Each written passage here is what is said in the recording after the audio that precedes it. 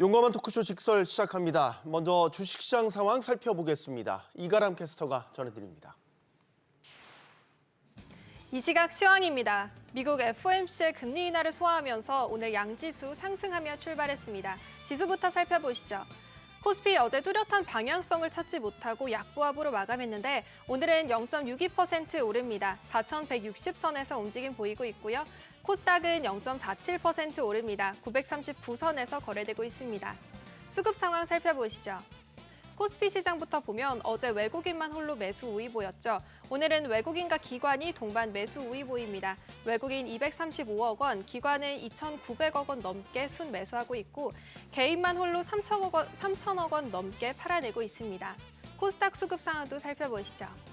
코스닥 시장에서도 외국인만 홀로 매수했죠. 현재는 개인만 홀로 매수 우위 보입니다. 700억 원 넘게 순매수하고 있고 외국인과 기관 동반 매도 우위 보이며 각각 200억 원 그리고 173억 원 팔아내고 있습니다. 시가총액 상위 종목들 살펴보시죠. KB증권은 오늘 삼성전자의 4분기 반도체 영업이익이 전년 동기 대비 5배 급증할 것이라고 내다봤는데요. 삼성전자 주가가 너무 싸다 이런 언급까지도 했습니다. 삼성전자 1.2% 강세 보이고요. 현재 10만 9,300원에 거래되고 있습니다.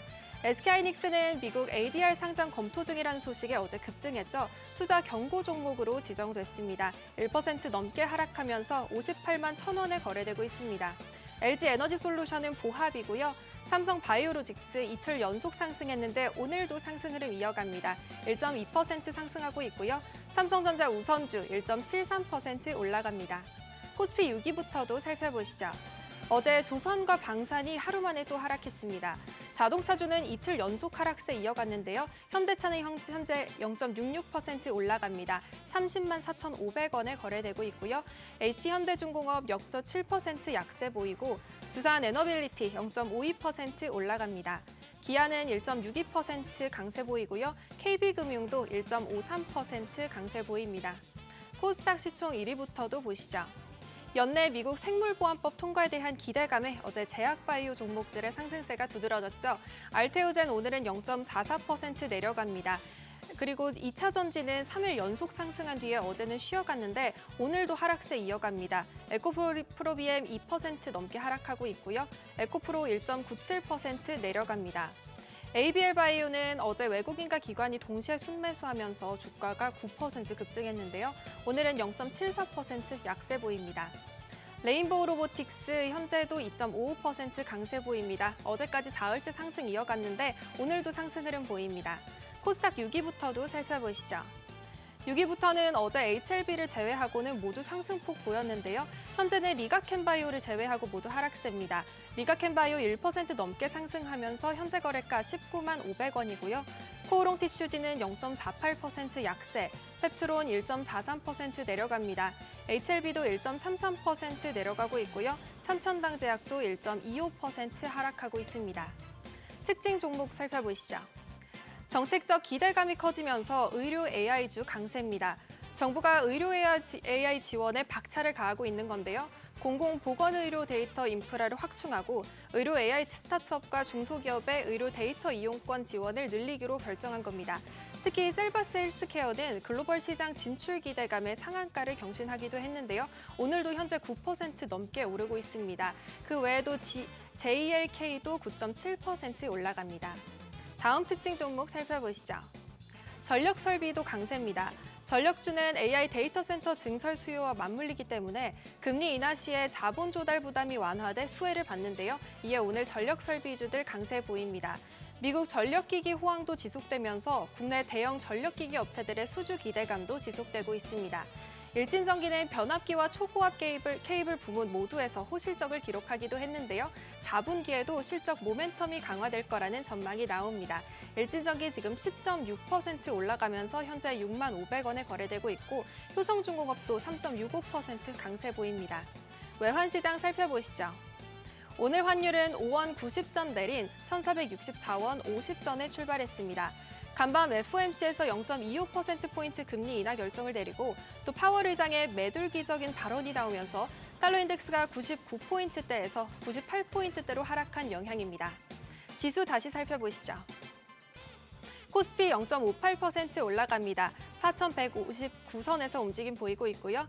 코스닥은 0.44% 올라갑니다. 939선에서 거래되고 있습니다.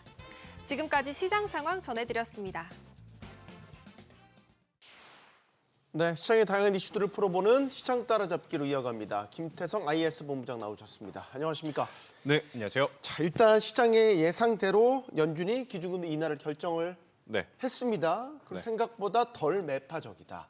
요 반응이 이제 미장도 올랐고 이제 우리장 맞이했습니다. 일단 강세 출발하고 있습니다. 어떻게 보십니까? 일단 생각보다는 비둘기파적인 발언들을 내세웠지만 시장에서는 그렇다고 엄청나게 만족스러운 결과치는 아니었다라는 생각이 듭니다. 그 이유는 뭐냐? 12월 금리 인하할 것이다라고 하는 것은 많은 투자자분들이 이미 예측을 했던 부분.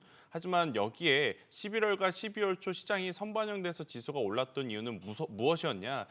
파월 연준 의장이 후임이라고 불리우는 케빈 해시 그분이 만약 연준 의장이 된다라고 하면 내년에 적어도 3번의 금리 인하도 가능하지 않겠는가라는 기대감이 있었어요. 하지만 파월 연준 의장이 그 부분에 대해서는 저는 어느 정도 선을 그었다라고 좀 보여지고 있고 그리고 내년도에 이 금리를 중앙값을 한번 체크를 해보면 확률적으로 한 번 그 이상의 금리 인하는 현실적으로 아직은 어렵다라고 좀 보여지는 부분들이 있었던 것 같습니다. 그래서 네. 더 좋아질 수 있었던 상황이었으나 아무래도 이 정도의 상승으로 좀 마감이 됐던 이유는 부분 아직까지는 약간의 실망감들이 남아있지 않을까라는 의견 한번 드려보도록 하겠고요. 그래도 시장의 유동성을 공급해준다라는 발언들은 굉장히 좋았던 것 같습니다. 가장 대표적인 건 뭐냐면 11월 달부터 본격적으로 400억 달러의 규모의 단기채를 매입을 한다라고 해줬죠. 네. 이렇게 되면 단기채를 지금 가지고 있는 은행 쪽으로 이 400억 달러가 들어간다라는 겁니다. 그렇게 되면 은행에서는 이 400억 달러의 풍부한 유동성 자금을 갖고 있게 되는 상황이라서 그 어느 때보다도 이제 증시에는 굉장히 중요한 포인트, 수급적인 포인트로서는 정말 좋았었던 인터뷰가 아니었나 이렇게 정리드리겠습니다. 네. 자, 이제 중요한 건 금리도 내렸고 네, 좀 덜 매파적이었고 그렇죠. 그다음에 아까 단기 채권 매입을 통한 유동성 공급도 이제 시작되고. 그렇죠. 자, 이렇게 되면 이제 산타랠리 이제 계속 질문 똑같이 드리는데 네. 이젠 산타랠리를 정말 기대해도 되는 건가? 네. 연말 연초 말이죠. 여기에 우리나라 표현으로 약간의 고춧가루가 조금 뿌려진 상황입니다. 오라클이라는 기업의 실적이 나왔는데 밑돌았죠. 그렇죠. 예상치보다 안 좋았던 것도 안 좋았던 건데 시장에서는 굉장히 민감하게 좀 반응을 합니다.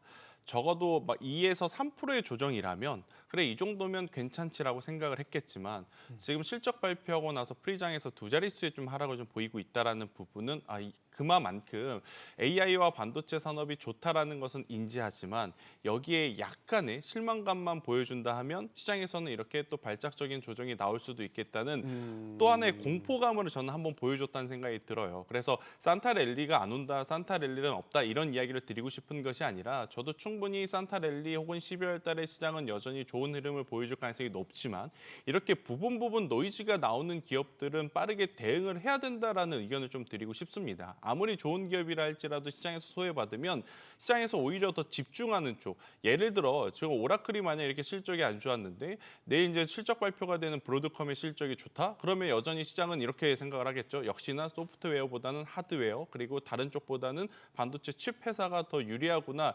그러면서 우르르 이제 한쪽으로 수급 쏠림 현상이 나타날 가능성이 높아서요. 내가 지금 AI 반도체 종목을 가지고 있다에 만족할 게 아니라 그 안에서 가지고 있는 종목이 현재의 트렌드에 부합하는지 여부까지도 저는 투자자분들이 혹은 시청자분들이 고민을 해야 되는 요소가 아니겠는가라는 의견 드려보도록 하겠습니다. 네, 일단 오라클 실적이 시장 기대치에 미치지 못하면서 금리 인하에 대한 어떤 기대감을 좀 꺾는 말 그대로 고춧가루를 뿌린 뭐 이런 양상이 됐습니다. 자, 우리 증시도 한번 보죠. 네. 우리 증시 같은 경우는 좀 다를 수 있잖아요.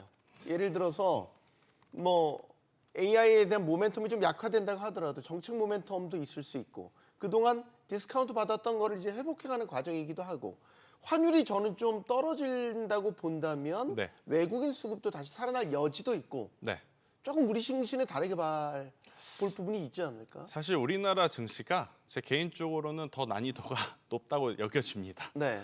이번 주에 사실 여러모로 SK하이닉스가 상승 가능해 보이는 뉴스들이 많았던 날은 오히려 처지고 오늘은 반도체가 좀 쉬겠지 하는 날은 올라가는 그런 모습들이 나타나서 많은 투자자분들이 사실 국내 증시에 투자를 하면서 여러 가지 지금 불편함을 겪고 계실 것 같은데 우선은 금리 차가 좁혀졌다라는 거지 여전히 미국과 우리나라의 금리 차는 지금 있다 이렇게 좀 해석을 하시면서 그래도 완화된 금리 차에 따른 외국인의 수급 개선은 일정 부분 충분히 나타날 수는 있겠지만 이러한 수급적인 요인을 조금 떠나서 저는 펀더멘털적인 부분을 좀 따져봤었을 때 삼성전자와 SK하이닉스는 여러모로 지금보다 훨씬 더 좋은 실적을 내볼 가능성이 4분기에 적어도 내년 1분기까지는 이어질 가능성이 높다고 좀 말씀드리고 싶습니다. DDR4, DDR5 현물 가격이 여전히 내려오질 않고 있습니다. 네. 뭐 2주 전처럼 막 폭발적으로 상승하는 것은 아니지만 가격이 내려오지 않고 프렛하게 지금 흘러가고 있는 상황 속에 그렇다면 4분기 실적은 보나마나 여기에 플러스 $1 환율에 대한 수혜까지 받아볼 가능성이 높아서 이 두 기업은 크게 걱정하실 필요는 없을 것 같아요. 더군다나 여기에 금산물리에 대한 이야기가 나오면서 삼성전자보다는 또 SK하이닉스의 어떻게 보면 수급적으로 더 긍정적인 요인 그리고 이번 주 초에 가장 많이 화두가 됐었던 게 ADR 발행 네. 이야기도 삼성전자보다는 SK하이닉스의 어떻게 보면 더 호재적인 뉴스였기 때문에 여기는 지금 호재가 만발을 하고 그 호재에 어떻게 보면 뒷받침되는 실적이 나올 가능성이 높다 이렇게 좀 보시면 될 것 같은데 문제는 반도체 소부장주들인 것 같습니다. 네. 특히 소재 부품 장비 중에 장비주들이 가장 큰 고민을 안고 계실 것 같아요. 아니 그게 무슨 소리냐? 삼성전자, SK하이닉스가 이렇게 잘 나가는데 왜 장비주들에 대해서 그렇게 부정적으로 이야기를 하느냐라고 생각하실 수는 있는데 장비주라고 하는 것은 사이클 산업에서 해당 탑2 기업들이 증설을 한다고 해야 올라갑니다. 그런데 지금 이들이 증설을 한다고 공격적으로 말을 아끼고 있죠. 왜냐 이 이야기를 하는 순간 DDR4와 DDR5의 가격은 떨어질 떨어질 수 가능성이 있죠. 예. 높기 공급 때문에. 확대 신호니까. 그렇죠. 그래서 지금 삼성전자, SK하이닉스는 약간의 슈퍼 을의 위치에서 굉장히 오래 머무는 것을 지금 선호를 하는 과정이다 보니 소재와 부품은 계속 소비가 되는 겁니다. 하지만 장비 같은 경우에는 지금 화면에 보이다시피 굉장히 많은 기업들, 좋은 기업들, 테크윙, PSK홀딩스, PSK 이러한 기업들 고점 대비 많이 밀려 내려온 상황임을 감안을 해보면 당분간은 소재와 부품 쪽의 시세 연속성을 노리시는 게 맞을 것 같고 역발상적으로 나는 그래도 장비주들이 언젠가는 다시 한번 올라갈 가능성이 높다고 생각을 하시는 분들 같은 경우에는 지금부터 천천히 모아가시는 전략으로 지금 시장의 어떤 분위기에 맞게 매매 전략을 명확하게 좀 짜셔야 되지 않을까. 그 해당 섹터에 포함되어 있다는 것 하나만으로 왜 안 올라가지? 왜 내 것만 빠지지? 이렇게 생각을 하시면 안 된다라는 의견 드리도록 하겠습니다. 아까 그 이슈 살펴보죠. 환율 잠깐 말씀하고 나 넘어가셨는데 네. 환율이 지금 이제 금리 격차가 줄게 되면 우리가 1,470원을 넘나들던 환율이 일단 좀 식을 거 아니에요. 그렇죠. 식을 가능성이 높죠. 일단 오늘 환율 좀 보여주시죠. 환율이 좀 떨어지긴 해요. 지금. 네. 반응을 보이고 있긴 한데 1,450원 혹은 그 이하로 더 내려가게 된다면 연말 연초에 외국인 유동성을 다시 기대해봐도 좋지 않아요? 제가 말하는 유동성의 규모는 8월, 9월 공격적으로 코스피에 들어왔던 그 정도 수준을 얘기하는 겁니다. 그런데 제 개인적으로는 아무래도 $1 환율이 빠르게 하향 안정화가 나오기에는 조금은 어렵지 않겠는가라는 생각이 듭니다. 그래요? 여전히 미국의 경기는 지금 견고하다라고 판단을 하고 있고 그러니까 원화의 약세, 위안화의 약세, 엔화의 약세 이게 문제가 아니라 달러의 강세가 문제이기 때문에 이 기조는 조금 더 유지가 되는 상황이라 외국인들의 수급에 우리가 크게 기댈 부분은 없지 않을까. 그럼에도 불구하고 우리나라 증시도 산타랠리 혹은 지금보다 더 좋은 모습을 보일 가능성이 높다고 제가 생각하는 이유 중에 하나는 국민펀드 조성을 통해서 기관 투자자들의 매수세가 들어올 가능성이 높다라는 겁니다. 그러면 그들이 돈을 싸가지고 증시에 투입을 했을 때 무엇을 살 것이냐?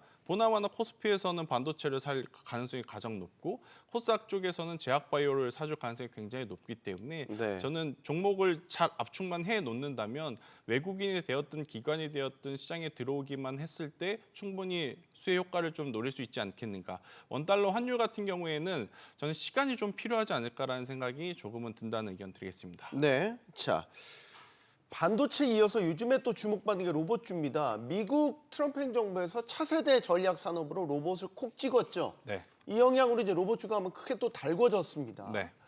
로봇주에 대한 기대감이 또 테마성으로 끝나는 건지 아니다 이전과는 다른 양상인 건지 어떻게 보십니까?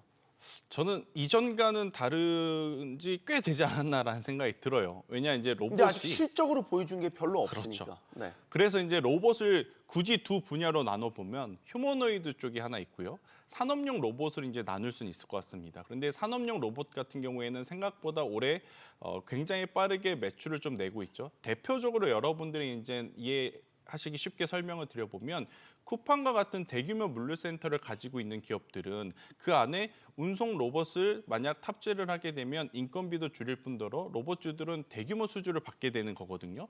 그래서 이 산업용 로봇 쪽에서 현대무벡스, 시메스와 같은 기업들이 주가가 상승했던 요인 중에 하나다라고 좀 보시면 될 것 같아 이제 슬슬 실적이 나오는 기업들이 많아졌다 이렇게 좀 보시면 될 것 같고 한 가지 아쉬운 부분은 역시나 휴머노이드 쪽이겠죠. 휴머노이드라고 하면 여러분들이 가장 좋아하시는 기업들이 레인보우 로보틱스, 두산 로보틱스, 유로메카, 유일 로보틱스 이러한 기업들이 되실 것 같은데 이러한 기업들은 사실 그들이 지금 보여주는 시가총액 대비 성적은 형편없습니다. 네. 그럼에도 불구하고 우리가 믿고 투자를 하는 건 그들의 뒷배들이 탄탄하다라는 거죠.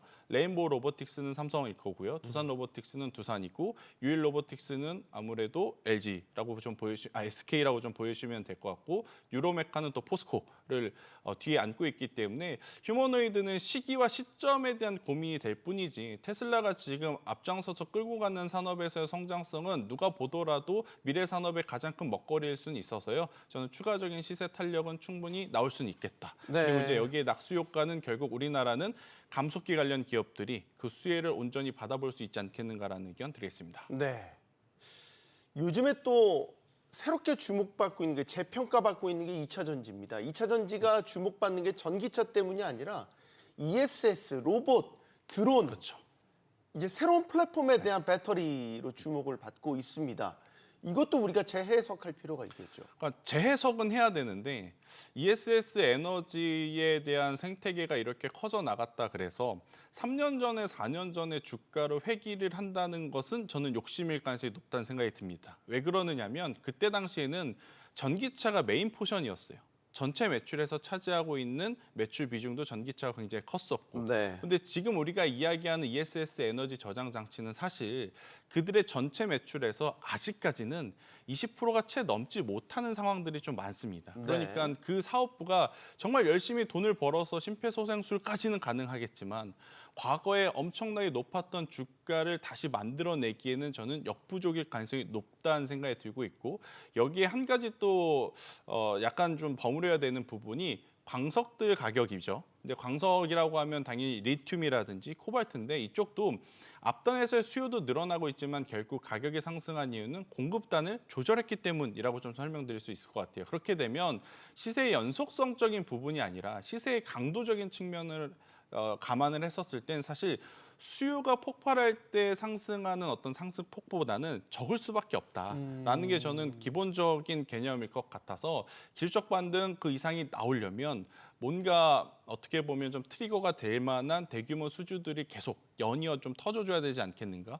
아니 LG엔솔, 삼성 SDI 최근에 뭐 벤처랑 몇 조 이렇게 이야기 나오는데 어떻게 이것보다 더 큰 계약이 나와야 됩니까?라고 하실 수는 있겠는데 네. 사실 그것도 저는 확정 공시라든지 아니면 그걸 통해서 얼마만큼의 이윤이 남는지가 먼저 눈에 보여야 많은 투자자분들의 수급이 이쪽으로 좀 쏠릴 수 있겠다라는 의견 드리도록 하겠습니다. 사실 냉정하게 LG에너지 솔루션의 경우도 미국 IRA에 따라서 보조금 받고 그리고 받지 않고 그러니까 받지 않은 상태에서 흑자 전환을 하는 게 이제 아직 검증이 다 안 됐잖아요. 그렇죠. 그러니까 사실 수익성에 대한 의문은 갖고 있는데 수주 규모가 크고 성장 산업이다 보니까 부각을 받는 거긴 하죠. 하지만 이제 검증의 시간은 계속해서 다가오고 있다는 거 짚어봤으면 좋겠고요.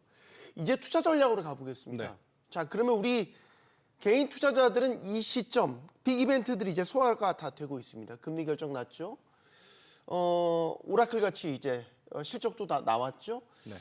사실 최근에 좀 보수적인 접근이 유효하다는 시각들이 대부분이었는데 이제는 좀 달라졌습니까? 어떻게 보십니까? 일단 반도체 쪽 기술주들 기준으로 보면 미국 증시에 투자를 하신 분들 같은 경우에는 여전히 저는 엔비디아를 좀 보시는 게 맞을 것 같고요. 저는 한 가지 그럼 엔비디아는 너무 뻔하니까 그 외의 종목은 어떤 걸 봐야 되느냐라고 했었을 때는 저는 브로드컴, 구글 인텔 AMD가 아니라 샌디스크를 좀 보셔야 된다는 생각이 듭니다. 샌디스크요. 네, 왜냐하면 HBM이 끝나면 그 다음에 기술은 뭐가 될까 했을 때 HBF거든요.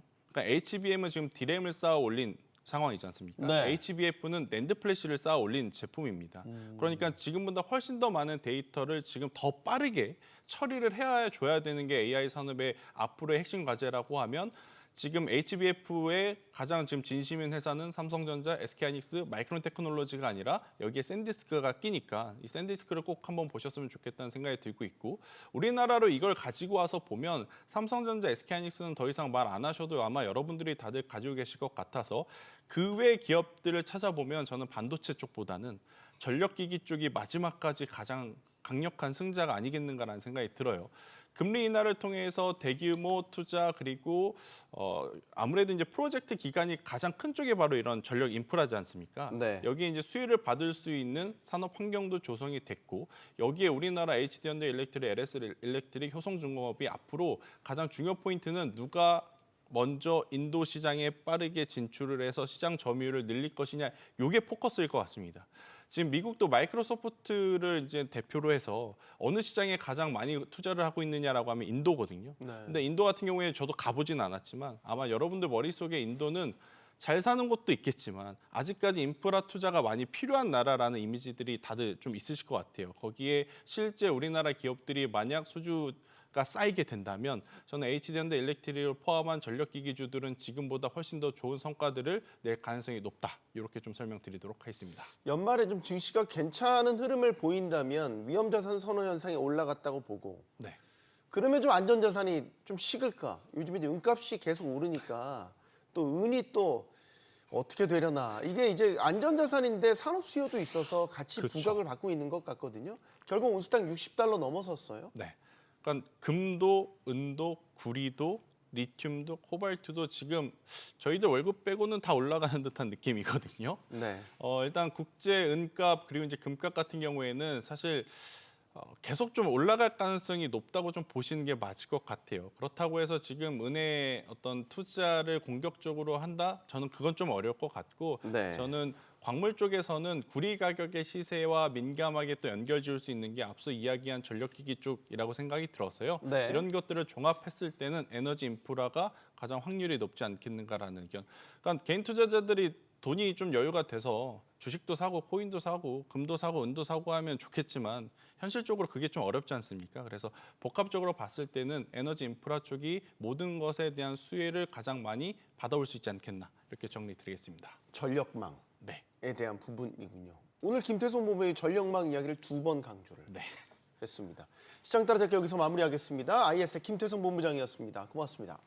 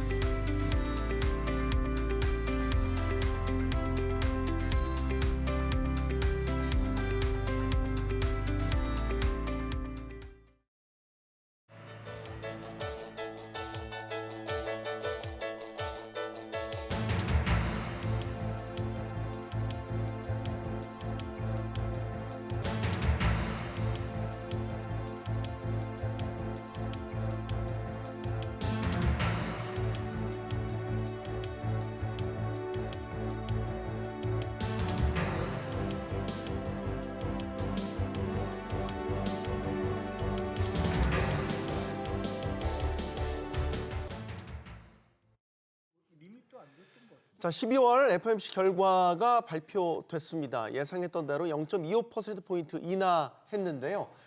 사실 FOMC 전부터 시장의 관심은 앞으로 연준의 통화 정책 방향이 어떻게 될 것인가 여기에 쏠렸죠. 자, 미국의 관세발 인플레이션 우려가 해소되지 않는 가운데 제롬 파월 연준 의장의 후임 인사까지 여러 불확실성들 속에서 연준이 어떤 힌트를 줄지 초점이 맞춰졌습니다. 자, 그럼 올해 마지막 FOMC 결과 분석해 보고요. 앞으로의 전망까지 두루 짚어보겠습니다. 함께 해주실 분들 소개해드리죠. 고려대 경제학과 김진일 교수 나오셨고요. 가톨릭대 경제학과 허임 교수, 동국대 국제통상학과 현정환 교수 나오셨습니다. 안녕하십니까? 네, 안녕하세요. 용감한 토크쇼 직설은 SBS 비즈니스 앱과 유튜브에서 실시간으로 시청하실 수 있습니다. 자, 연준이 올해 마지막 FOMC 기준금리 결정회의였습니다. 0.25%포인트 시장의 예상대로 금리를 인하하면서 올해 세 차례 연속 금리를 내리고 한 해를 이제 마무리 지었습니다.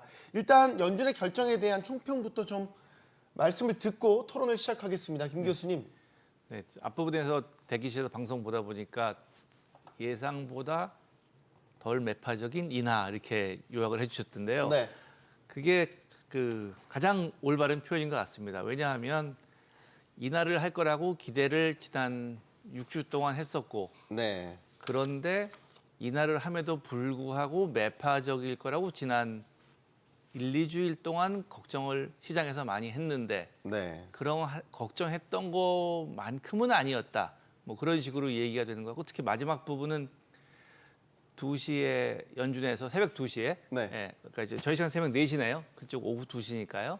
그때 했던 발표문보다는 30분 있다가 했던 연준 의장의 기자회견에서 네. 조금 더 매파적인 톤이 좀 줄어드는 게 아닌가. 그렇죠. 네. 그러면서 시장 분위기도 또 한번 네. 반전이 있었죠. 네. 그러니까 성명문만 보면 내년 추가적인 금리 인하에 대한 불확실성이 커졌다면 파월 의장의 입에서는 조금 덜 매서운 말이 나오면서 네. 잠깐 덜리를 붙여서 죄송합니다.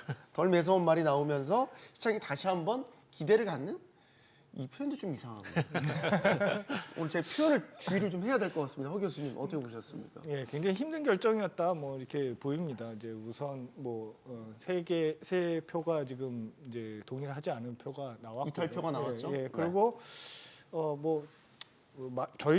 저도 말씀드리기가 좀 애매하긴 합니다만 물가 상승에 대해서 굉장히 걱정을 많이 했었는데 이제 관세에 대한 평가, 관세 영향에 대한 평가가 이제 굉장히 덜 매파적으로 바뀌었다. 이렇게 볼 수 있을 것 같습니다. 이제 파웰의 언급이 관세에 대한 영향이 이제 내년 1, 4분기에 이제 끝날 것 같다라고 이제 평가를 하면서 그 관세에 대한 영향만 없으면 2%대 초반의 물가 상승이다라고 얘기하니까 우리 목표 수준에 있다라는 얘기를 한 것처럼 이제 들리거든요. 네. 네, 그러니까 추가적으로 금리를 이제 지금 하여튼 중립 범위 내로 내릴 수 있는 그런 이제 예측을 하고 있는 것이죠. 보통 우리가 통화 정책을 취하고 나서 이제 물가가 이제 반응할 때까지 보통 6개월 이상을 좀 보기 때문에 지금 움직이지 않겠다. 한번 내렸는데 그거 별로 효과 없을 거다. 이제 물가를 자극하는 일은 없을 거다. 이런 얘기를 하고 있는 거니까요. 네. 그러니까 조금 더 계속 똑같은 얘기 합니다만 이제 덜 매파적인 그런 이제 언급이 있었다. 그리고 그거를 적극적으로 지표 해석으로 언급을 해줌으로써 좀 시장이 안도를 한 것 같습니다. 네. 뭐가 덜 매파적이었냐? 한마디로 이제 시장에선 인상은 안 한다, 인상은 없다. 이 얘기에 많은 해석들을 가미를 하더라고요. 현 교수님께도 의견 들을까요? 네, 하여튼 이번 어제 이제 0.25% 포인트 이제 인하를 했는데 어떻게 보면은 너무나 이제 시장에서 예견했던 그대로 이제 흘러갔다. 그런데 지금 현재로서는 사실은 미국이 이제 장기 셧다운이 있었거든요. 그래서 장기 셧다운으로 인해서 고용 지표나 이제 물가 지표의 어떤 발표가 좀 늦어지고 데이터 원래 이제 통화 정책은 이제 데이터 기반으로 우리가 결정이 돼야 되는데 그런 데이터 공백이 이제 생김에 따라서 아무래도 좀 신중 모드로 가지 않았나. 그래서 당연히 지금 뭐 미국에서 금리를 올릴 수 있는 그런 상황은 아닌 걸로 판단이 되고, 물론 인플레이션은 지금 목표치보다는 높게 형성이 되어 있지만은 이제 그럼에도 불구하고 인플레이션이 상승 추세는 아니기 때문에 네. 아무래도 어떤 노동시장 둔화 그리고 고용 리스크 확대되는 거에 좀 더 포커스를 둬서 약간 인하를 했다. 공세적으로 뭐 완화하진 않았다. 이렇게 평가를 할 수 있겠습니다. 네, 이게 그 김 교수님 파월이 그런 얘기를 했거든요. 현재의 기준금리 3.5에 3.75가 그 연준이 보고 있는 중립금리의 상단에 위치해서 경제의 변화를 지켜보기 좋은 위치다. 네. 이런 얘기를 했어요. 이거는 어떻게 봐야 되는 거예요? 그러니까 중립금리라고 하는 게 점도표의 이제 오른쪽 끝에 있는 영어로 롱거런이라고 하고 네. 보통 5년 내지 7년 후에 금리가 어느 정도 있겠냐를 갖다가 숫자로 많이 사람들이 그 측정을 하고요. 그 정의 자체는 만약에 수요 측면에서 아무런 충격이 없었을 때 금리가 이 정도 있으면 인플레이션이 생기지 않고 경제가 적절한 수준에 있을 것이다라는 것에 대한 의원들의 판단이거든요. 그럼 그 가정이 맞다면 네. 지금의 금리 상태에서 계속 가도 좋아 이것까지 다 내포하는 겁니까? 그 상태에서 가도 좋다는 건 아니고요. 그 점도표의 오른쪽 끝을 보면 3% 주위에 가장 많은 사람들이 몰려 있습니다. 네. 그러니까 평균적으로 보면 5년, 7년 있으면 3%로 갈 것이다. 모든 충격이 지나가면 그러니까 5년, 7년이라고 하면 대통령 다음 선거하고 네. 그다음 대통령이 들어와서 좀 있고 하는 거니까요. 근데 지금 아마 파월의 말씀은 앞으로 한 1, 2년 정도를 생각하는 것 같습니다. 점도표 앞에 있는 내년, 후년, 3년 후 정도까지 그걸 보면 아마 한 번 내지 두 번 이렇게 내려가는 게 있으니까 그 트렌드에서 지금 현재가 뭐 급히 내려야 될 필요는 없다. 뭐그 정도로 할 수 있고요. 앞으로 안 내린다인 것 같지는 않고요. 그런 의미에서 일반적으로 내려가는 추세에 있지만 그 바운드가 넓으니까 아래의 레인지가요. 네. 그 범위 내에 지금 있는 것 같다라고 얘기하는 게 저도 그 기자회견을 다 보진 않아서 저도 사실은요 모르겠는데 어쩌면 그게 그 아까 반대표 말씀하셨는데 한 명이 더 심하게 빅스텝으로 50을 내려야 한다고 반대를 했고요. 네. 그리고 두 명이 아니다 내릴 때가 아니다라고 반대표를 던졌거든요. 그 안에서도 사실 다르네요. 그렇죠. 이탈표 12명 안에서도 중에서 다르네. 12명 안에서 3명이 이탈을 했는데 복수로 이탈하는 경우가 많지는 않습니다.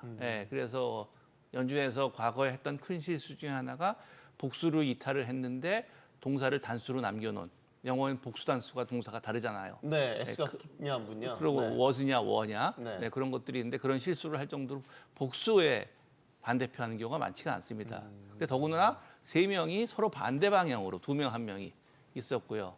근데 또한 아까 반대표는 동결이 2명이라고 했지만 점도표를 보시면 6명이 올해 연말에 어디에 금리가 있는 게 적절하다고 생각을 있어서 네. 금방 결정을 할 혹은 결정을 이미 한 게 맞는데도 내 생각은 아니야. 내가 생각하기에 어프로프리이시라고 영어로도 돼 있는데요. 적절한 금리는 안 바꾸는 거야라는 게 6명이거든요. 네. 그 6명 중에 2명이 이제 과연 6명 중에 2명만 12명의 투표권자에 있는지 아니면 12명자의 투표권자에 6명 중에 2명이 아니라 서너 명이 있었는데 그래도 반대표까지 그렇게 많이 던질 필요는 있을까? 그런 사람이 있을 수도 있습니다.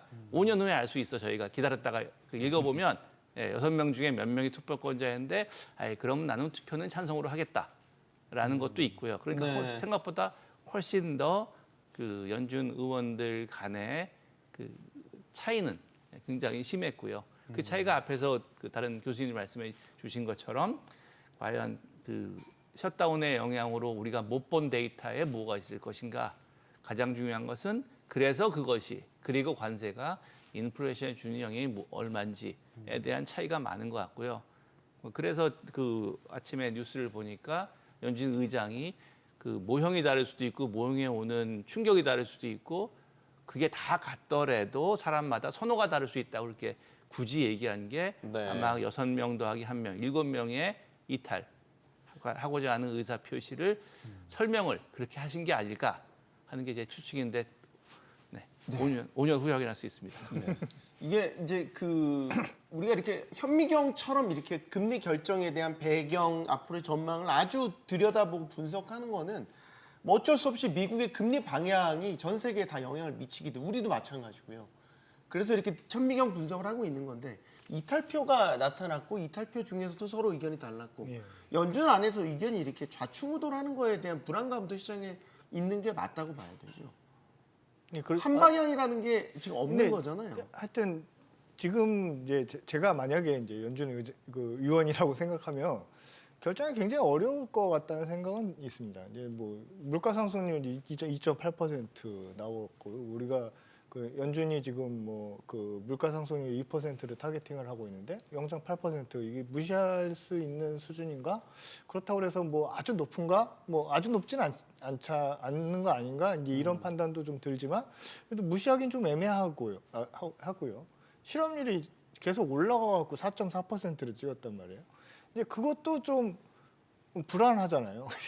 근데 이제 두 개가 이제 다른 방향으로 튀고 있다는 거죠. 예, 그러니까 자연스러운 거 아닌가 이런 생각도 좀 듭니다. 그러니까 이런 이탈표가 나오는 게 실업률을 굉장히 강조하고 싶고, 아니면 지금 물가 상승률은 이제 파웰이 얘기했듯이 관세 영향이 생각보다 전에 생각했던 것보다 적은데, 그리고 이게 관세 영향이었으면 사실은 우리가 물가 상승률은 전년 동기 대비로 보고 있으니까 네. 뭐 파웰이 얘기한 대로 뭐 1, 4분기 이후에는 사라질 거다. 2, 4분기부터 관세를 매겼기 때문에 이제 이런 식으로 뭐 해석이 가능하다고 그런다면 물가를 다운그레이드하고 물가 상승률을 다운그레이드하고 실업률에 포커스를 맞추면 더 내렸어야 된다라고, 지금 액션을 취하지 않으면 실업률은 더 많이 나빠질 것이다. 라고 판단을 할 수도 있을 것 같고요. 네. 예, 그리고 이제 뭐 물가에 포커스를 맞추면 동결을 할 수도 있는 것이고, 그러니까 지금 이게 미국의 경제 상황이 이러한 결과를 이끌었다라고 볼 수 있을 것 같습니다. 현 교수님, 네. 중앙은행의 제일 목표는 물가잖아요, 인플레이션. 네, 맞습니다. 안정적으로 네. 유지하는 거. 근데 이제 걱정, 시장에서 우려하는 그거예요. 최장기간 셧다운 때문에 네. 최신 물가 지표를 못 보고 지금 들어간 거잖아요. 네, 맞습니다. 그래서 결정한 거잖아요. 네, 네. 아이러니하게도 뒤에 나와요, 이제. 네. 금리 결정하고 나서 최신 CPI가 나오니까 네, 네. 지금 10월 거 못 봤죠. 네. 그러니까 사실 결정을 해놓고도 뭔가 찜찜한 구석이 남아 있는 거 아닙니까? 네, 맞습니다. 지금 하여튼 데이터 문제도 있고, 사실은 이제 그 전에 나와 있는 데이터만 보더라도 굉장히 이제 데이터가 방향이 혼재돼 있는 그런 상태라고 볼 수가 있습니다. 그래서 실업률은 올라가는 추세인 건 맞는 것 같고, 노동시장은 굉장히 또 안 좋아지고, 그리고 또 여기서 한 가지 포인트가 그 미 연준의 목표가 물가 안정뿐만이 아니라 그 완전 고용도 있거든요. 네, 고용도 있죠. 고용도 있기 네. 때문에 연준 입장에서는 지금 실업률이 올라가는 그 추세를 무시를 할 수는 없는 상황이고, 그리고 또 한 가지 그 미시간대 소비자 심리 지수를 굉장히 좀 중요시 여기고 있는데, 그 심리 지수가 지금 작년 대비 굉장히 하락한 상태입니다.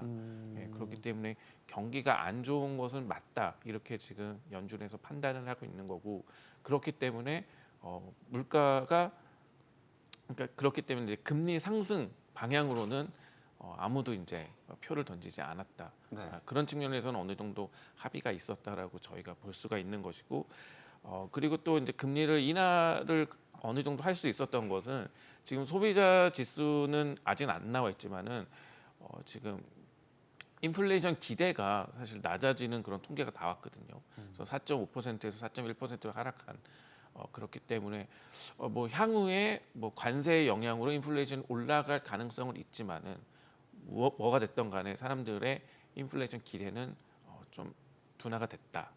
그렇기 때문에 여기에 좀 초점을 둬서 이번 금리 그 인하 결정이 이루어졌다, 이렇게 볼 수 있습니다. 완벽한 데이터를 갖고 치른 FOMC가 아니어서 네. 정확하게 인플레이션을 모르겠어요. PC 최근에 나왔던 거 보면 2.8%. 네. 예상치에 부합했다고 해서 금리를 내리는 건 문제 없다라는 평가였긴 하지만 계속 오르는 추세였거든요. 그렇죠. 그러니까 지금 호 교수님이 그 어려운 결정이라고 말씀하시고, 그다음에 현 교수님도 그러니까 물가에서 말씀하셨는데, 아까 그 실업률 이렇게 보여주시던데 보니까 6월 달부터 4.1부터 시작해서 4.1, 4.2, 4.3, 4.4, 9월이 4.4까지 올라왔더라고요. 네, 표에 보면. 그럼 10월, 11월, 지금은 12월이에요. 네. 저게 어떻게 움직이고 있었을까에 대한 고민이 많을 테고요. 그리고 나중에 이제 몇 년 후에 그 연준을 되돌아보면 그 사람들은 12월 실업률이 뭔지 안다는 말이 있죠. 그게 만약 저렇게 올라갔으면 어떻게 결정할까? 그게 너무나 사람들마다 의견이 다른 거고요. 서로 다른 데이터를 보면서 실업률을 유추를 하는 거죠. 네. 그러니까 과거에도 물론 그달 혹은 그 전달 거도 잘 모르고 네. GDP는 세 달 있다 나오고 뭐 이렇게 하는 거니까 상당히 어렵기는 한데 그 어려운 게 훨씬 더 늘어난 거고요. 네. 그렇게 불안전할 때 데이터가 그럴 때 어떻게 행동해야 되는지, 그럴 때 또 조심해야 되는지, 아니면 과감해야 되는지에 대한 명확한 그 이론이 없습니다. 이론도 없고 현실적으로 그런 적도 없고요. 그리고 과거 연준의 역사에 있어서 데이터가 나중에 나오면서 연준이 크게 잘못했던 경험들이 많이 있거든요. 네. 어떻게 2000년대 중반에 그 주식 시장 그리고 특히 주택 시장의 활황이 왜 생겼는가 하는 그 논쟁도 지금 와서 되돌아보면 그땐 데이터는 몰랐다. 그러니까 그럴 수밖에 없었다는 의견과 아니 데이터는 없어도 예를 들어서 연준에다가 야, 니네 경제학 박사를 그렇게 많이 가지고 있는데 네. 그런 것도 모르고 그런 거 하라고 평소에 돈 많이 주는 거 아니냐 사람 많이 데리고 그러면 또 할 말은 없거든요. 네, 그러니까 그런 고민이 지금 말씀하신 대로 물가 그리고 실업률에 있어서 지금의 실업률이 무언지 그걸 나름대로 서로 다르게 예측을 하고 그에 따라서 결정을 내리기 때문에 그 전례 없는 네. 그러한 연준 내의 이견이 발현되는 것이 아닌가 그렇게 생각을 합니다. 그 자꾸 그 중앙은행과 그 행정부 사이에 충돌이 빚어지는 게 이제 인플레이션에 대한 판단도 기준도 다르잖아요. 네. 또 파월 의장은 관세 때문에 인플레이션이 끈적거릴 수 있다라고 다시 지적을 했고 스캇 베센트 장관은 아니야 서비스 때문이야 네. 얘기하고 그렇게 많은 경제학 박사들을 아마 미 재무부 안에도 연준 안에도 다 갖고 있을 텐데 이렇게 수장들이 다른 얘기를 하니까 어느 장단에 맞춰야 될지 모르는 거 아니에요? 저는 근데 사실 그 재무부에서 얘기하는 이게 서비스 때문이다 물가가 그랬으면 금리를 올려야 되는 거 아닙니까? 이게 만약에 이게 서비스 물가가 올라갔으면 이게 상품 때문이다 그러면은 금리 뭐 통화 정책으로 대응하는 게 적절하지 않을 수도 있거든요. 이제 뭐 관세 때문에 올라간 거다 그러면 굳이 이거를 통화 정책으로 대응을 해갖고 낮춰 놓는 게 고통을 줄이는 건가 이런 의문이 생기는데 사실 저는 조금 이해가 안 가더라고요. 그 인터뷰를 보면서 금리를 이제 낮추는 방향으로 지금 정부는 얘기하는 거잖아요. 네. 미국 정부는. 근데 그걸 얘기하면서 이게 물가 상승률이 서비스 때문이라고 지적을 하는 거는 악수 아닌가 이런 생각이 좀 들고. 근데 아마 그들은 네. 그냥 관세 때문이 아니다는 예, 얘기를 하고 싶었던 그 얘기를 게 하고 아닌가. 싶은 건데. 관세 지정만 피하고 싶어서 네. 그럼 자기 모순에 빠진 거네요. 근데 그 다음이고 네. 일반 그 미국의 대중들은 거기까지 생각을 안 하는 거죠. 예. 근데 그러니까 이게 중요한 게 상대적인 겁니다. 그래서 관세로 해서 인플레이션이 오르는 것도 있겠지만은 네. 그거보다 뭐 서비스로 해서 더 많이 올랐다. 그러면은 이그 모르거든 금리 인하에 대한 명분은 안 되는 거 같은데. 그러니까요. 그 기준이면 근데 저는 그래서 그 인터뷰를 보면서 사실은 굳이 저렇게 얘기할 게 있나? 그리고 관세 영향은 이제 뭐 없어질 거다. 그리고 처음에 예측했던 것보다 굉장히 관세 영향이 미미하게 나타났어요. 이제 그 물가 상승률에. 그러니까 처음에는 4, 5%는 나올 줄 알았거든요. 근데 그 정도는 안 올라갔지 않습니까? 네. 네, 그러니까 그게 뭐 미국 경제가 지금 실업률이 올라가면서 수요 압력이 이제 줄어들어서 그런 것인지 뭐 그거를 이제 좀 판단해봐야 되겠지만 나중에 좀 알게 되겠지만요. 근데 하여튼 그게 미국 경제가 안 좋아지면서 그 관세에 대한 압력이 떨어진 것 같아요. 이게 이제 관세로 인한 물가 상승 압력이 떨어졌고 그러다 보니까 이제 시간이 아까 말씀드렸듯이 이제 시간이 지나가면 이제 없어지는 것이니까 한번 이제 그 전년 동기 대비로 우리가 물가 상승률 보니까 시간이 지나면 없어지니까 파웰이 그렇게 얘기한 거 아닌가라는 생각이 좀 듭니다. 네. 자, 점도표상 보면 내년에 금리는 한 차례 내리는 걸로 지금 점이 찍혔다 하면 나옵니다. 저 노란색 띠로 테두리가 쳐져 있는 부분이 이제 내년도 위원들이 이제 내년도 금리 중앙값이 조정될 거야라고 이제 점을 찍어서 보여주는 건데 한 번 내리면 이게 매파적인 겁니까? 뭐라고 해석을 해야 됩니까? 한 번밖에 안 내린다. 한 번 더 내린다. 이제 저희도 조사를 어떻게 붙이느냐에 따라서 해석이 달라질 것 같아요, 윤 교수님. 그리고 저렇게 한 번만 내린다는 건 매파적이라는 기조가 강한 겁니까? 한 번만 내린다고 보면은 매파적이라고는 볼 수는 없고요. 없는 거예요? 네, 제 입장에서는 그렇고 하여튼 지금 보면은 내년에 한 번 이제 내릴 거다라고 그리고 내후년에 한 번 내린다. 근데 사실은 이제 내년에 의장이 바뀌기 때문에 내년 가봐야지 알 것 같습니다. 제 지금 저 생각에. 점도표도 어떻게 보면 부질없군요. 예, 내년에 의장이 바뀔 거기 때문에 뭐 트럼프가 이제 그 의장을 지명할 거기 때문에 네. 내년에 가면은 이제 상황이 좀 국면이 어느 정도 전환되지 않을까. 그래서 뭐 현재는 점도표에 그런 계속 상황입니다. 업데이트가 되는 거니까. 네. 근데 이제 지금 시점에서 보면 저게 매파적인 건지 덜 매파적인 건지 아니면 네. 여전히 좀 완화적인 건지 이제 모르겠단 말이죠. 네. 9월과 비교를 해서 이제 보여주셨는데 네. 9월에 비해서 뭐 ROE 그 변수는 좀 있지만 중앙값은 아무튼 똑같게 나왔거든요. 어쨌든 저희는 제일 많이 보인 곳을 보면 되는 그렇죠. 거잖아요. 제일 그 19명 중에서 그 10번째 사람이 어디 있냐를 가지고 보통 시장에서 얘기를 하는데 물론 저게 좀 저희가 통계학 배우면은 미디안, 모드 세 개 배우고 차이가 뭔지 뭐 이런 거 하는데 그러기에 딱 좋은 그런 그래프이긴 한데요. 그게 똑같은 거 보면 뭐 9월하고 크게 변한 건 없다 정도가 될 것 같고요. 그리고 비둘기라고 생각하는 거는 저게 올라가는 게 아니냐라고 걱정을 했었죠. 지난 1, 2주 동안. 그렇죠. 네. 네. 그래서 지난 1, 2주 동안 걱정한 사람들이 보기에는 그러니까 사실 뭐 비둘기파적이다 혹은 더 좋은 말은 덜 매파적이다 라고 하는 게 좋은 건데 어차피 비교는 몇 주 혹은 몇 달 전에 비해서 올라갔다 내려갔다 하는 것밖에 우리가 할 수 없으니까요. 그래서 시장에서도 30분 전을 생각하는 사람들이 있고 전날 생각하는 사람들이 있고 아까 저희가 방송 보면서 환율이 언제가 기준이냐라고 얘기를 했는데 모든 게 다 기준점이 달라서 그런 얘기가 나오는 것 같은데요. 아무튼 그 저게 그 새벽 4시에 나왔을 때의 의견은 2주 전에 걱정했던 것보다는 덜 매파적이다라고 된 것 같습니다. 술래잡기 하는 것 같아서. 네, 자, 정확합니다. 파월 의장이 또 이런 얘기를 했습니다. 경제를 지켜볼 때라고 하는데 고용 하방에 대한 위험이 있다라는 이야기를 했어요. 고용 지표도 명확하게 최신 지표를 못 보고 들어간 거죠. 저희가 민간 지표들 여러 나왔지만 뭐 ADP부터 해서 졸치 보고서 나왔지만 각기 다른 방향들을 얘기했거든요. 그때마다 사실 해석이 달랐어요. 좀 명확하게 지금 미국 고용도 정확하게 진단을 하기가 쉽지는 않은 것 같아요. 그리고 이제 중간에 노이즈가 있었습니다. 셧다운이라는 이벤트가 있어가지고 네. 그것 때문에 이제 고용 지표가 굉장히 악화됐을 거거든요. 근데 그게 굉장히 그 한시적인 이제 뭐 물론 뭐 이번에 셧다운 굉장히 길었습니다만 어떻게 됐든 셧다운이 끝났으니까 굉장히 한시적인 영향을 줬을 거라는 거죠. 그러니까 그거를 통화 정책에 반영하지는 않을 거라는 겁니다.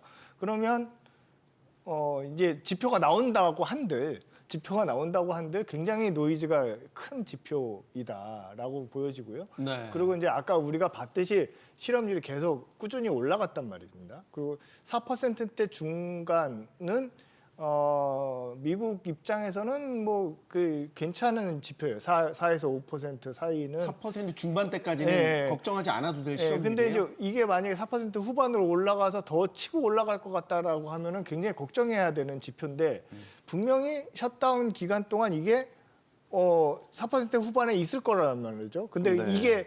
이게 진짜 악화돼 갖고 올라간 건지 아니면 그 노이즈 때문인지 이게 템퍼러리한 노이즈 그 노이즈 때문에 생긴 일이니까 이게 사라질 것인지 그거 또 기다려봐야 될 것 같습니다. 네. 그러니까 굉장히 뭐 이제 어려운 국면이고요. 그리고 아까 뭐 이제 그 중립금리가 지금 중립금리 상단에 있다고 그랬잖아요. 지금 네. 뭐 한 번 더 내린다고 그래도 중립금리 상단쯤에 있어요. 이게 중립금리가 뭐 3%대 얘기를 지금 하고 있는 거니까 이걸 가지고 이게 뭐 김 교수님도 계속 매파적인 입장이 좀 완화된 거다라고 얘기하셨듯이 이게 매파적이다라고 봐야 되겠죠. 아무래도 이제 3%보다 한참 떠 있고 그리고 한 번 내린다고 그래도 뭐 3.25에서 3.5 뭐 이 사이니까 그래도 조금 매파적이다라고 볼 수 있겠고 예, 네. 근데 그렇다고 해서 강도가 센 건 아니고 뭐 이제 이렇게 볼 수 있을 것 같습니다. 그럼 현 교수님 만약에 이건 가정입니다만 네네.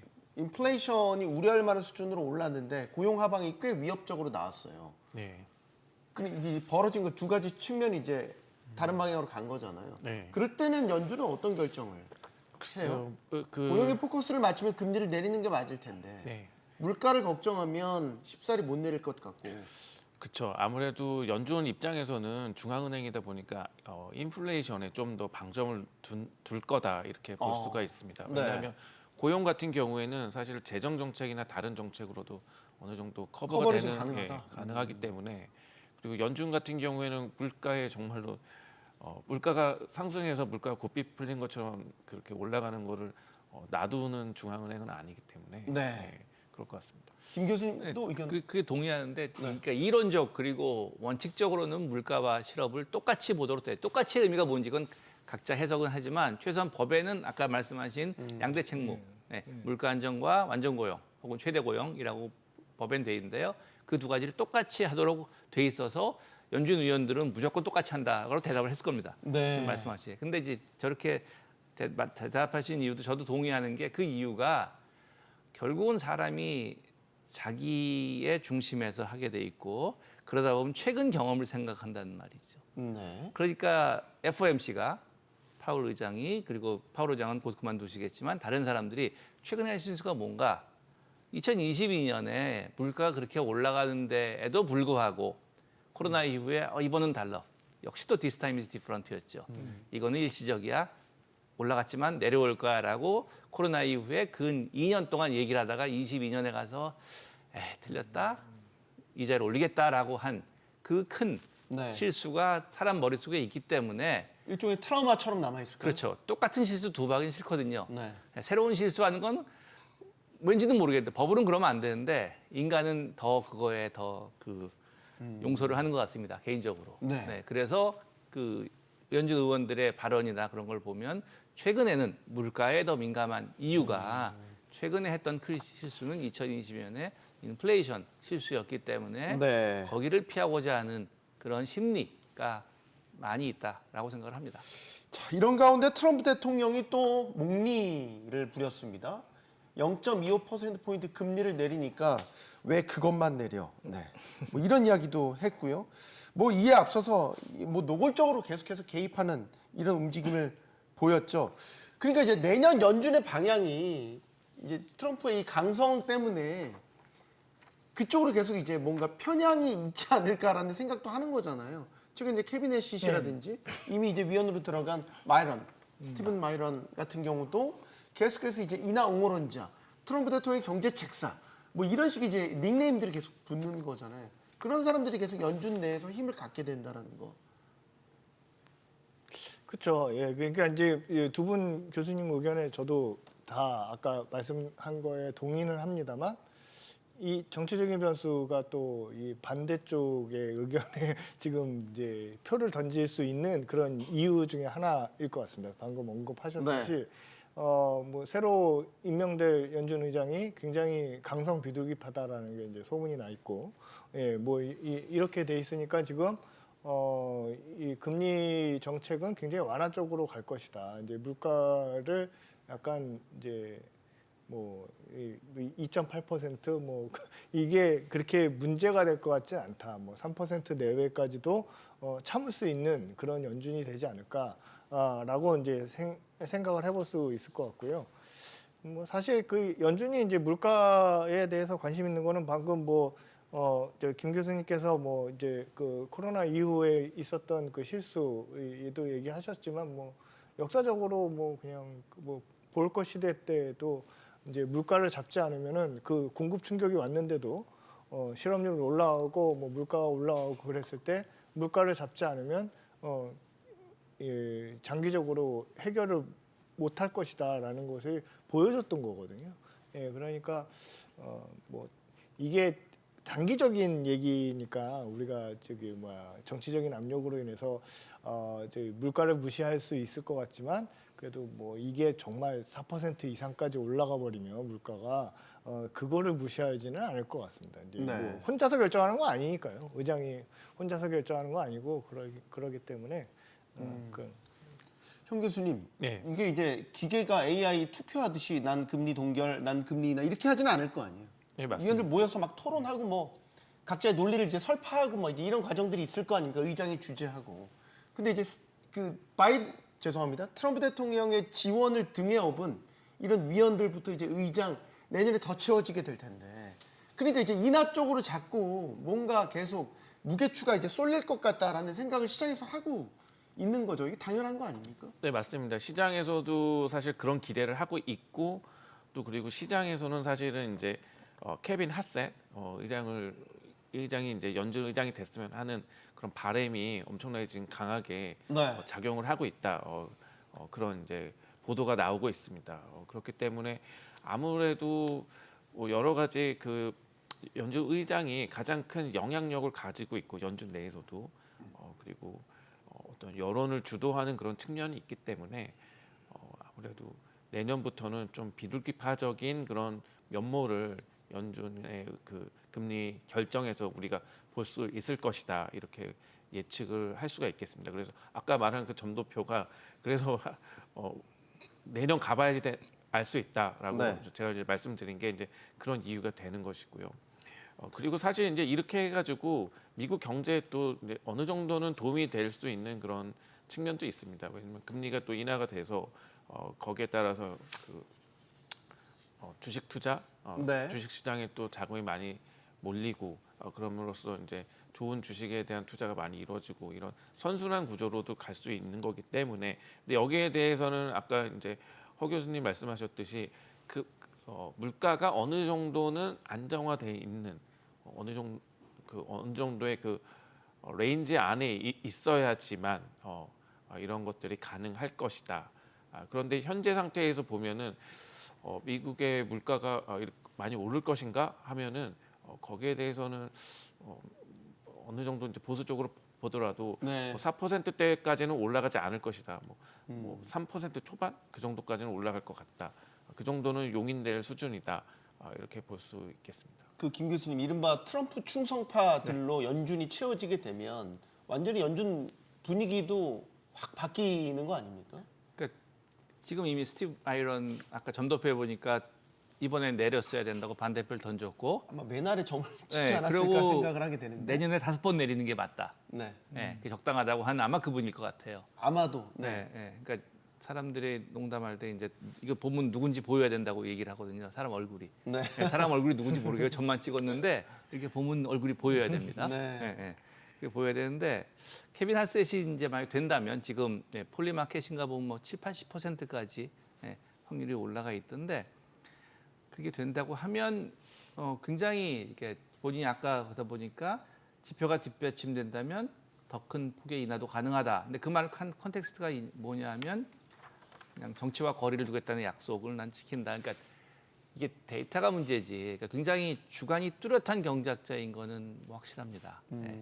그 유펜에서 박사를 받고 콜롬비아 대학에서 5년 가르치다가 저보다 한 5살 정도 연배, 5살에서 10살 연배가 위인 것 같은 네. 알고 있는데 콜롬비아에서 5년 가르치고 나서 연준에서 몇 년 일을 했습니다. 잠시. 그래서 저도 있을 때 네. 저는 완전히 뭐 그 20대 후반의 막내였고 여기는 그래도 좀 약간 5년쯤 있다가 오신 분이니까 목소리도 원래 좀 이렇게 있고 주관이 굉장히 뚜렷한 분으로 제가 기억을 해요. 뭐 네. 매파 비둘기파 이걸 떠나서 예. 근데 연준에서 온 거는 몇 년 안 되는데 굉장히 얘기를 주관을 가지고 얘기했던 분으로 많이 기억을 합니다. 그리고 굉장히 젊었을 때 아카데미나 이런 걸 떠나서 그 AEI, 아메리칸 엔터프라이즈 인스티튜트인가요? 가장 워싱턴에서 보수적인 띵크탱크에 가서 젊었을 때부터 일을 하신 분이거든요. 네. 그러니까 그런 그 보수적인 그 의견에 대해서 굉장히 오랫동안 일을 하고 최근 후보 인스티튜트 스탠포드에 있는 거기서 일을 하는 거 보면 그 내에서 굉장히 스트롱한 뷰를 가지고 있고 그리고 지금 결국 중요한 거는 아까 저희가 조금 전에 그 제가 얘기했던 네. 인플레이션이 중요하냐 아니면 실업이 중요하냐 하는 건데 그거는 개인의 선호의 문제거든요. 예. 그래서 그런 선호는 여러 명이 다 자기 나름대로 적절하게 평가하도록 되어 있습니다. 네. 예. 그래서 대통령이 할 수 있는 거는 선호가 자기와 유사한 사람을 임명하고 그 다음부터는 독립적으로 하는 거죠. 알겠습니다. 자, 이제 FOMC에서 금리 인하 결정이 내려졌고 다음 주에는 일본 중앙은행의 금리 결정이 남아 있습니다. 허 교수님, 지금 또 하나의 변수로 등장한 건 일본 중앙은행이 금리를 올 것 같은 이제 포지션을 최근에 이제 뉘앙스를 풍기고 있다는 말이죠. 그럼 미국과 일본의 금리 격차도 줄어드는 것도 줄어드는 건데 사실 엔화의 방향에 따라서 우리 원화도 같이 동조화되기 때문에 일본 중앙은행 결정 상당히 민감하게 봐야 되지 않겠습니까? 예, 그렇죠. 이제 일본이 지금 이제 그 엔화가 너무 약세로 간 것이 이제 그 일본의 물가를 자극하고 있습니다. 그래서 뭐 한 20-30년 동안 겪어보지 못했던 일본의 인플레이션 문제 지금 이거를 조금 언급이 되고 있고요. 그래서 이제 금리 인상을 하는 것이 아닌가라는 예상들을 지금 하고 있고 그것이 이제 결국 우리 입장에서는 그 뭐 일본이 금리 인상을 하는 것이 엔화 약세를 전개시키고 그래서 뭐 원화랑 동조화되어 있는 이제 그 환율이 이제 원화 환율이 조금 더 약세에서 이제 강세로 하지 않을까라는 기대를 하고 있는 것인데요. 네. 근데 뭐 일본이 금리를 올려 버린다고 하면은 사실 뭐 들어오기 전에 이제 김 교수님이랑 좀 그 얘기도 했습니다만 이 이탈될 가능성도 있습니다. 그러니까 뭐에 대한 원화가 엔화랑 동조화 지금 돼 있는 아. 게 이게 엔화만 강세로 가고 원화는 그냥 서 있는 그런 모습이 될 수도 있다는 거죠. 우리는 통화 정책을 바꾼 게 아니니까요. 예, 그러니까 이제 그런 면에서는 좀 조심하게 봐야 될 것이고요. 만약에 엔캐리 트레이드가 청산이 돼서 들어온다, 뭐 이렇게 들어온다 그런다면 우리나라 투자자들도 엔화 자산들을 투자하려고 할 수도 있지 않겠습니까? 네. 예, 그러니까 이제 그런 측면에서는 별로 그렇게 큰 우리의 외환 상황이 반전이 안 일어날 수도 있다라는 거는 우리가 좀 생각을 네. 좀 해봐야 될 것 같습니다. 알겠습니다. 자, 우리 상황 짚어보겠습니다. 환율부터 짚어보겠습니다. 환율이 꽤 위험한 수준까지 올라갔고 계속 떨어지지 않고 있습니다. 떨어져도 찔끔 떨어지다 또 올라가 막 이런 꼬리를 계속 드는 모습을 보이고 있단 말이죠. 미국이 금리 내렸습니다. 금리 격차 더 줄었죠. 이제 좀 떨어질까요? 지금 사실 미국의 금리를 인하했다고 하지만은 그 뭐 금리 격차가 엄청나게 좁혀진 건 아니고 그리고 지금 현재 우리나라의 환율 문제는 정말로 뭐 미국 해외 변수보다는 우리나라 변수가 좀 더 강하게 작용하고 있다 이렇게 볼 수가 있거든요. 그래서 뭐 예를 들면은 어제도 이제 어떤 미국의 경제학자가 한 말이 있었는데 우리나라가 이제 10년 동안 2천억 달러에 해당하는 자금 미국에 이제 투자를 해야 됩니다. 네. 네, 그거는 어마어마한 숫자거든요. 그래서 우리나라가 과거 10년 동안 외환 보유액을 늘린 그 금액이 700억 달러가 됩니다. 예. 근데 10년 동안 2천억 달러를 투자를 해야 되는 이 상황. 이 상황이 결국에는 어떤 환율이 구조적으로 올라갈 수밖에 없는 환율의 하단이 높아지는 그런 결과를 만들었다 이렇게 볼 수가 있거든요. 네. 그렇기 때문에 미국의 지금 금리 인하로 인해서 환율이 당장 낮아진다 이렇게는 볼 수가 없을 것 같습니다. 김 교수님은 어떻게 보세요? 지금 우리가 예를 들면 일단 시키자라고 해서 정부 개입이 들어가는 것 같이 보이면 한 1,460원, 50원대는 요즘에 못 받고 내려가 그 안 떨어져요 잘. 네. 근데 이제 그게 지금까지는 이제 금리 결정 전이었고 이제 금리 결정 했지 않습니까? 네. 이제 확연하게 반영이 돼야 되는 거 아닙니까? 근데 앞에서 말씀하신 대로 지난 6주 동안 예측한 거와 크게 다른 결정은 아니지 않습니까? 이게 조금 뭐 덜 매파적이라고 하지만 크게 봐서 지난 10월 FOMC 이후에 생각했던 금리 결정하고 크게 다른 게 아니니까 특별히 충격은 아닌 거죠. 오늘 새벽의 결정이요. 네, 그런 의미에서 큰 그 환율의 움직임이 이 자체로 있기는 쉽지 않고요. 네. 단기적으로는 환율이라는 게 나중에 보면 다 박스에서 왔다 갔다 하는 그 박스가 가끔 움직이는 건데 그게 사전적으로 어떻게 그 금융시장에 조그만 그 투자자, 소확개미부터 시작해서 큰 투자자, 국민연금 그리고 국가가 네. 어떻게 박스를 가져가느냐 하는 것은 미리는 알기가 힘들죠. 그럼 확연히 떨어지기 쉽지 않다고 보세요? 또 한 번 이게 그 나중에 봤을 때 아마 박스 상단을 치고 내려가는 일이 있을 수도 있을 것 같습니다. 그때 가서 보면 그 지금 최근에 몇 주 동안에 올라오는 움직임을 확연하다고 표현하시면 또 그 조만간 확연하게 내려갈 수도 있는 그런 거죠.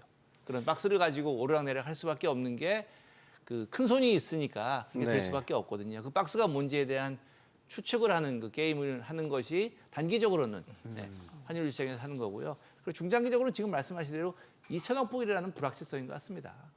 이게 전 세계적으로 기축통화가 아닌 국가가 이 정도의 외환 기축통화를 마련해 본 적이 없거든요. 인류 역사에서. 그래요. 없어요. 그 대한민국 이런 실험을 해주는 거예요. 그 대한민국이 그 국제 금융하시는 분들은 야 이렇게 갑자기 달러가 필요했을 때 한 나라가 어떻게 될지를 그런 충격이 없어요. 전쟁 말고는 없었죠. 전쟁에 져서 왜 독일이 전쟁에 지고서 큰 그런 거 한 그런 걸 우리가 지금 하는 거거든요. 왜냐하면 25% 텍스 그 테리프는 맞기 싫으니까 그렇게 한 거죠. 그런 딜을 한 거잖아요. 예. 근데 이제 그게 충격이 얼마나 올지를 사람들이 모르니까 불안한 거죠. 예. 그렇게 불안하면 결국은 달러가 세이프 헤이븐 통화가 되니까 그런 측면의 그 불안감도 환율을 지금 드라이브하는 데 있을 것 같고요. 그런 의미에서 이 앞으로 10년 동안 이게 그대로 잘 지켜진다는 가정하에 물론 그것도 굉장히 큰 가정이고 그에 대한 불확실성도 있지만 그것까지는 저희가 얘기할 수 없고 10년 동안 이게 됐을 때 환율에 어떤 움직임이 있을지에 대한 예측이 데이터가 있어야 하는데 데이터가 하나도 없는 실험이기 때문에 지금 말씀하신 대로 국제금융 전공하시는데 단기적인 환율에 대해서 조금 더 저건 장기적인 비유였고요. 네. 단기적인 거 생각해 보시면은 만약에 지금 이게 그 우리나라 해외 투자가 늘어난 것이 문제다. 그래서 환율이 지금 올라간 것이다. 그러면 미국의 주식 시장이 좋아졌어요. 지금 이제 온건한 매파적인 발언 때문에 미국의 주식이 상승했습니다. 그러면은 우리나라 투자자들이 어떻게 생각할까요? 해외 투자를 더 늘리고자 하는 인센티브가 계속 생기겠죠. 네. 그러니까 이제 완화적인 통화 정책을 미국이 가져간다고 하더라도 이것이 이제 미국의 주식 시장을 떠받들고 있다 그러면은 우리 그러니까 해외 투자를 하는 사람들 입장에서는 떠날 이유가 없고 더 많이 포션을 가져갈 가능성이 있기 때문에 환율이 크게 내려가지는 못한다라는 그런 압력이 있을 거라는 예측은 해볼 수 있을 것 같습니다. 조금 구조적인 측면에서 예를 들어서 지금 일본 다카이치 내각의 경우에는 이제 재정 부양 이야기를 계속 하잖아요. 네네. 그러니까 시중에 많은 재정을 푼다라는 거죠. 네. 이게 이제 일본 중앙은행의 금리 인상과 좀 부딪힌 면이 있기는 하지만 대규모 재정 부양이 결국 엔화 약세를 고착화시킬 것이다.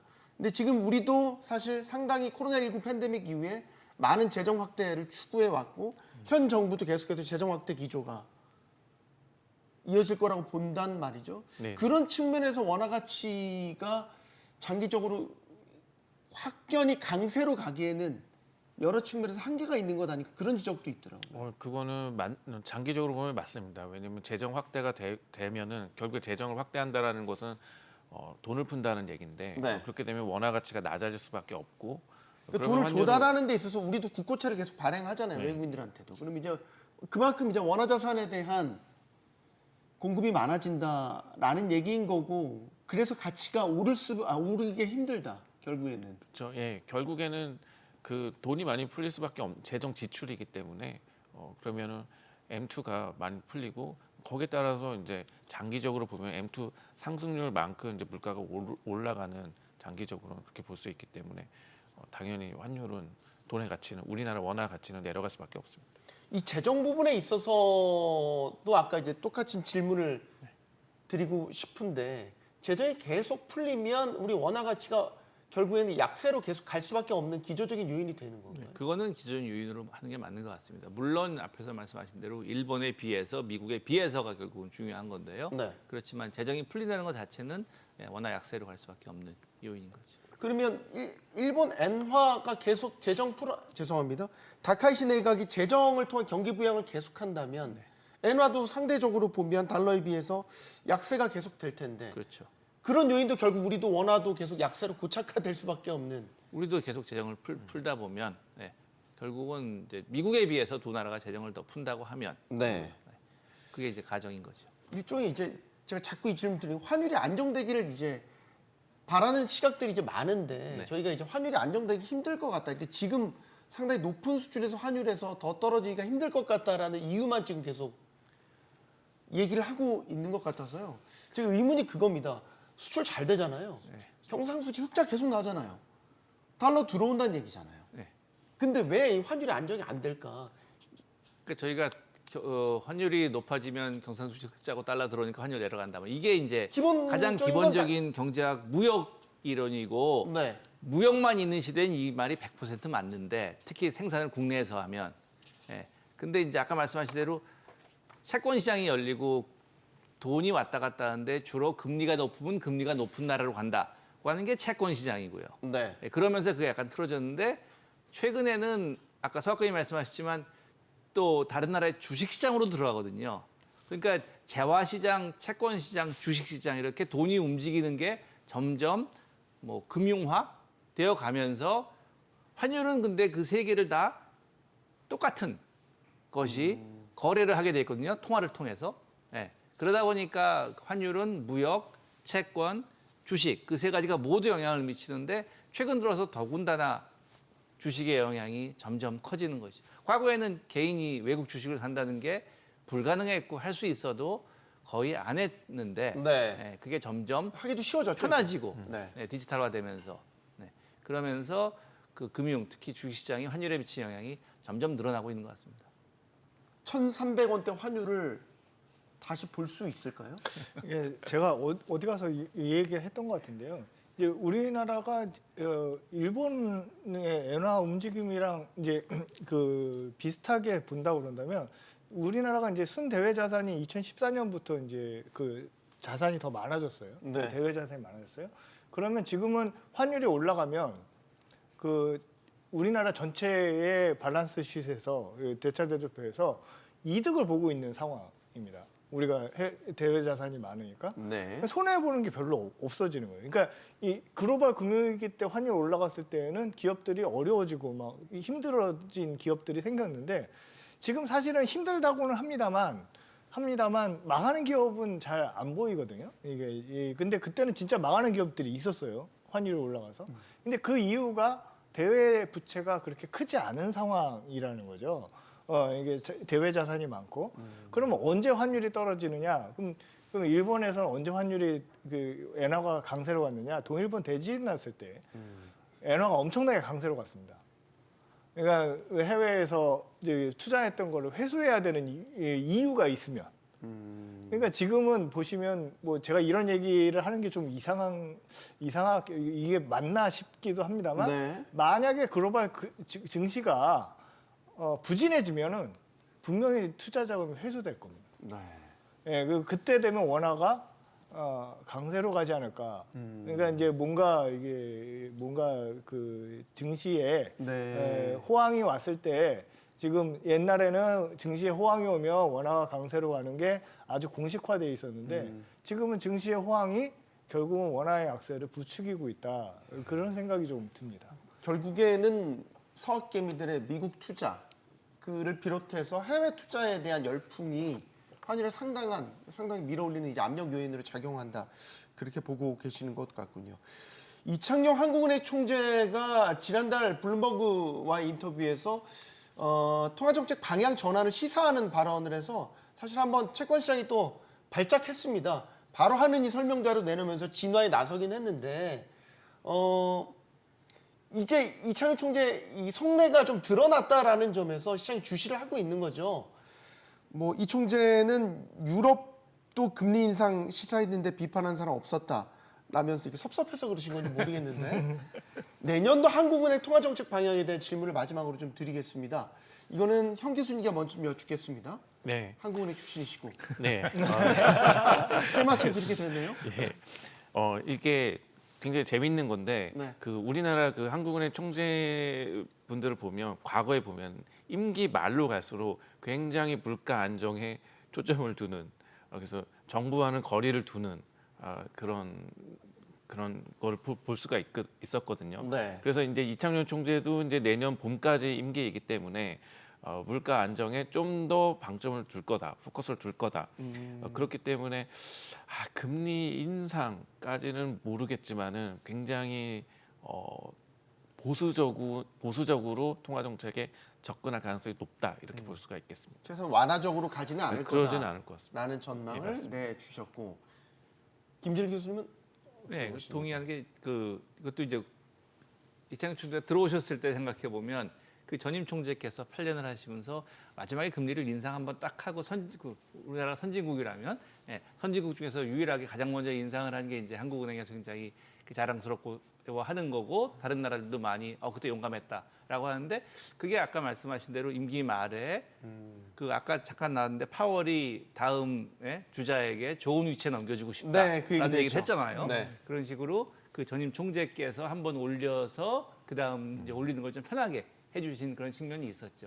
마찬가지로 누구나 다 자기의 물러날 때 지금 말씀하신 대로 조심하는 그런 것이 있는데 뭐 여러 가지 이유로 하나는 또 이제 외국에서 블룸버그랑 하신 게 뭐 하나 그거고 또 하나 이제 그 다음에 또 여러 우리나라 기자분들하고도 계속 얘기하시면서 나온 그런 얘기들이 지금 말씀하신 조심하는 거 그리고 마지막에 앞으로 좀 남아있을 때랑 그 다음에 얼마 안 남았을 때랑은 당연히 행동이 달라지고 조심하는 방향이 더 달라질 거라고 저도 생각을 합니다. 네. 그런 컨텍스트 나온 것이고 그렇지만 또 언론에서는 언론은 몇 달 있다 그만두는 게 아니잖아요. 네. 계속 있으니까 언론에 또 저희는 계속 반응과 봅니다. 그러니까 같이 그만두시는 거 아니잖아요. 다른 네. 분들은 그러니까 그런 서로 다른 흔히 말하는 만기 불이치의 문제가 있는 거 아닌가 그렇게 생각합니다. 네. 만개 불일치라는 이런. 예, 저도 이게 내년에 통화 정책 방향은 우리도 좀 어렵습니다. 물가도 오르고 우리 경기는 안 좋고 이제 이런 상황이라서 계속 동결 기조를 가져가지 않을까 이제 이런 생각을 하고 있습니다. 네. 연준이 금리 인하를 결정한 뒤에 도널드 트럼프 대통령이 공개석상에서 인하 폭이 2배는 됐어야 한다며 불만을 또 내뱉었습니다. 내년에 이제 연준 의장이 교체되는데 금융시장의 최대 변수는 연준 독립성에 대한 불신일 수도 있겠다 여겨집니다. 토론 마치겠습니다. 여기는 모든 경제가 모이는 SBS 비즈입니다. 시청해주신 여러분 고맙습니다.